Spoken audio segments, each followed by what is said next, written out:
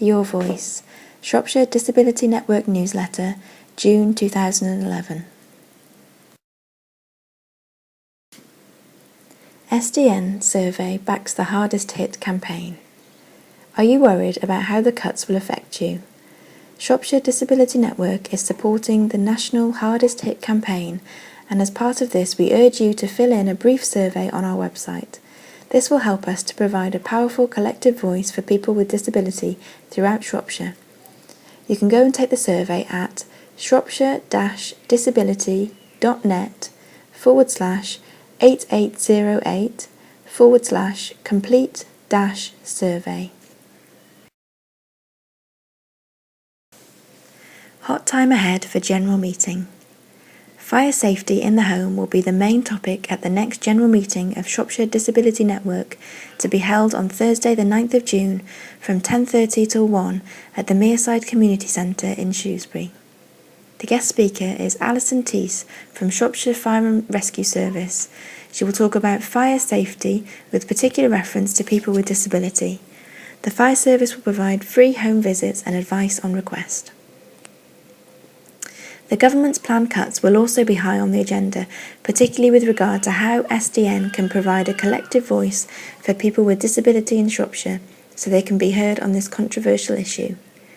SDN Secretary Dave Hewitson would like confirmation as soon as possible from individuals and groups who are planning to attend.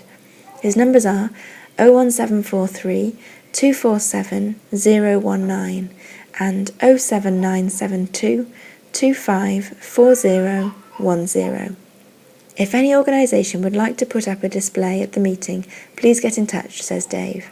For £30 you can have a display plus 5 minutes to address the meeting about your organisation. We currently have one space still available. Quills at the ready, please. Your Voice would like to start a postbag, an old-fashioned letters page where we publish the rants, grumbles and pearls of wisdom from all those readers who care to pull a feather out of the goose, sharpen one end and set to work. You can send letters via email to newsletter@shropshire-disability.net or by post to the editor, Peter Staples, 8 Gauls Lane, Bayston Hill, Shrewsbury, SY3 0JJ. Please mark the envelopes Your Voice. New funding available, but time is short. The Adult and Community Learning Fund is a new fund from the Skills Funding Agency, which is meant to help make the big society a reality and contribute to informal adult and community learning. The fund, which is administered by NIACE, will provide support to organisations across England for new and imaginative adult and community learning opportunities that engage and motivate, in particular disadvantaged adults aged 19 and above. The objectives of the fund are to provide grants to new and existing providers of learning opportunities for adults, add a strong educational component to the Big Society framework, develop the skills of organisations in the public and third sector to develop and deliver adult and community learning, gather evidence of the impact of informal adult and community learning on communities, learners and education providers. Grants can range from £10,000 to £75,000. Only online applications will be accepted and the closing date is noon on the 10th of June 2011. You can contact Sarah Dodds at Shropshire Council Business and Enterprise Team for more information on telephone number 01743 252 740 or on mobile number 0758 200 2075, or you can email sarah.dodds@shropshire.gov.uk. Disability Network is asked to join Community Council. SDN has been invited to join the Community Council of Shropshire, which will give the network access to a wide range of benefits and at the same time help the Community Council strengthen its work in the county. Chairman Jeff Forgy said the invitation had come from Julia Barron, Chief Executive of CCS. We've been supported by the Community Council in the past through grants, and I'm very pleased that it wants to put our relationship on a stronger and more permanent footing, he said.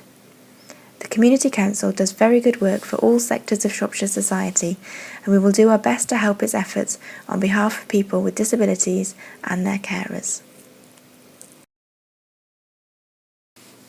Some shocking figures on how things are now, and they're about to get worse.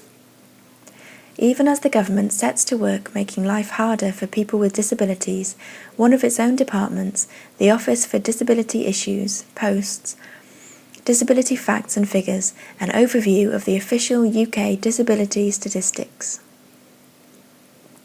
In its introduction to the latest stats, the Office for Disability says there are over 10 million people with a limiting long-term illness, impairment or disability in the UK. Around 1 in 20 children are disabled, compared to around 1 in 7 working-aged adults and almost 1 in 2 people over state pension age. Here are some of the highlights, in HMG's own words, of how things are now and what they will be like after the cuts. Poverty. A substantially higher proportion of individuals in families with disabled members live in poverty, compared to families where no one is disabled. 23% of families with at least one disabled member live in relative income poverty, compared with 16% in other families. 29% of children in families with at least one disabled member are in poverty, compared with 20% in other families. Employment. The employment rate gap between disabled and non-disabled people has decreased from around 36% in 2002 to around 29% in 2010. But disabled people are still far less likely to be in employment. The employment rates of disabled people are around 48%, compared with around 78% of non-disabled people. Education. Disabled people are around twice as likely not to hold any qualifications compared to non-disabled people, and around half as likely to hold a degree-level qualification. 24% of working-age disabled people do not hold any formal qualification, compared to 10% of working-age non-disabled people. 11% of working-age disabled people hold degree-level qualifications, compared to 22% of working-age non-disabled people. Independent living. Over a fifth of disabled people say they do not frequently have choice and control over their daily lives. Discrimination. People with disabilities are significantly more likely to experience unfair treatment at work than others. In 2008, 19% of disabled people experienced unfair treatment at work, compared to 13% of non-disabled people. Around a third of disabled people experience difficulties related to their impairment in accessing public, commercial and leisure goods and services. Leisure, social and cultural activities. Disabled people remain significantly less likely to participate in cultural, leisure and sporting activities than non-disabled people. Transport. Around a fifth of disabled people report having difficulties related to their impairment or disability in accessing transport between 2005 and 6, 2007 and 8. The percentage of buses with low-floor wheelchair access increased from 50% to 62%. E-communications. Around half of households with a disabled member have access to the internet, compared with over 2/3 of households with no disabled members. These figures have been taken from the Office for Disability Issues. The website is www.odi.disability-and-research-disability-facts-and-figures. Hardest Hit gives a voice to all victims of cuts. Disabled and ill people and their families are being hit hard by cuts to the benefits and services they rely on. Many are living in fear of huge cuts to essential benefits, including disability living allowance, which has been cut by £2.17 billion, and employment and support allowance cut by £2 billion. The total cuts will mean an estimated $9 billion loss to families' incomes over the next 4 years, on top of cuts to many local care and support services. This affects individuals and families across the UK living with conditions like cancer, dementia, arthritis, Parkinson's, multiple sclerosis, sensory impairments, learning disabilities, mental health conditions and physical disabilities. The government's plans to cut billions from support for disabled people and their families and carers. Their proposals include taking mobility payments away from disabled people living in residential care and children going to residential schools. Cutting these payments would trap many in their own homes. Cutting off payments of contributory employment and support allowance after a year to people struggling to get back into work due to disability or serious illness. The Hardest Hit campaign brings together disabled people, plus carers and organisations and groups who represent them. They want to send a message to the government: you're hitting the disabled and their families the hardest. Stop these cuts. Disabled Demo brings out thousands. Thousands of disabled people and their supporters marched past Parliament to protest against the government on welfare spending cuts. Many of the 8,000 who took part went on to meet their MPs over the issue. Protesters going past Parliament chanted slogans such as "We need support," "We need care," "Don't take away our welfare," and carried placards with such messages as "Leave DLA alone, it's already hard to be ill."